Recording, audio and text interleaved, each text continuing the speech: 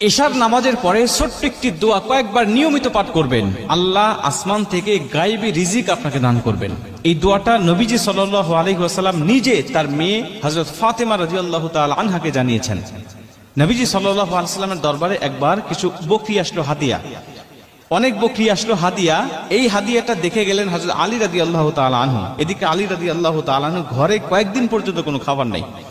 এগুলো দেখে চলে গিয়েছেন বাড়িতে, গিয়ে ফাতেমা রাদিয়াল্লাহু তাআলা আনহাকে ডাক দিয়ে বলছেন, ফাতেমা, আমি দেখে আসলাম নবীজি সাল্লাল্লাহু আলাইহি ওয়াসাল্লামের দরবারে কিছু বকরি হাদিয়া এসেছে, আমাদের ঘরে তো কয়েকদিন খাবার নাই, তুমি যাতা পিষতে পিষতে হাত দিয়ে রক্ত বের হয়, তুমি একটু নবীজির কাছে যাও, গিয়ে বলো সে যেন একটা বকরি আমাদেরকে হাদিয়া দেয়, তাহলে অন্তত আমরা ছেলে সন্তান নিয়ে কয়েকটা দিন অন্তত ভালোভাবে খেতে পারবো, আমাদের ক্ষুধাটা অন্তত নিবারণ করতে পারবো, তুমি চলে যাও তোমার পিতার দরবারে।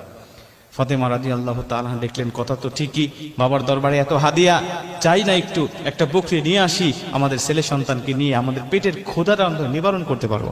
চলে গেলেন, গিয়ে বলছেন, বাবা, আমি শুনলাম আপনার দরবারে অনেক বকরি হাদিয়া এসেছে, একটা বকরি আমাদেরকে দেন, আমরা কয়েকদিন যাবত আজকে অভুক্ত অবস্থায় আছি, আমাদের সন্তান আপনার আদরের নাতি হাসান হোসেন পর্যন্ত না খেয়ে আছে, একটা বকরি হাদিয়া দেন, এটা নিয়ে আমরা একটু তাদের ক্ষুধাটা নিবারণ করতে চাই।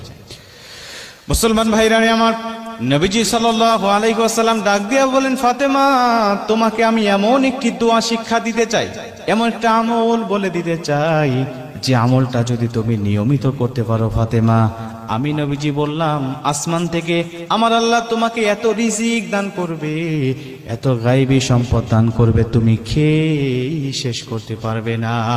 গায়েবী রিজিক আল্লাহ তোমাকে দান করবে। ফাতেমা, তুমি বলো তুমি কি নিতে চাও, বলো, বকরি নিয়ে যাবে নাকি এই দোয়াটা তুমি শিক্ষা নিবে, এই অমূল্য দোয়াটা তুমি শিক্ষা নিবে নাকি বকরি হাদিয়া নিবে, বলো।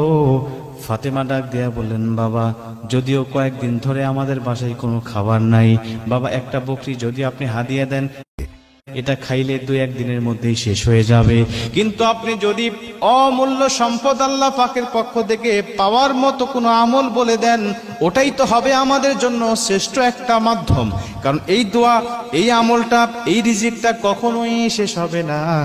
এই আমলটা করে করে আল্লাহর দরবার থেকে আমি রিজিক নিব, আর আল্লাহ পাক আমার সংসারটাকে সুখময় শান্তিময় করে দিবে।